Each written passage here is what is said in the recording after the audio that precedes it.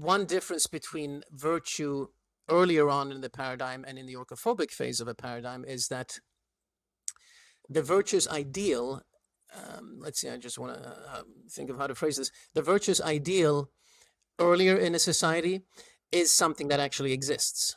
It is something that is within that paradigm, right? It is captured by that paradigm. And so when a person strives to be virtuous in an earlier phase of that civilization, that could be a fruitful striving because the virtue is something really existing in a person, and the virtuous person strives to be that ideal which that social paradigm offers.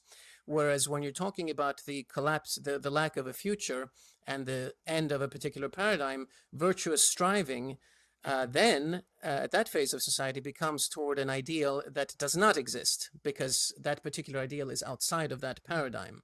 And so virtuous striving now is not toward a particular possible ideal, which is to say virtuous striving isn't really virtuous because it strives towards something that is outside of that paradigm. That is to say, virtuous striving is something that seeks to turn that paradigm inside out, or that seeks to turn the world on its head, basically. And so the only purpose of virtuous striving when future has been lost is the display of the virtuous person himself. And it is not the attempt at actual possible virtue. It's perceived as such, of course, but that's not what it is.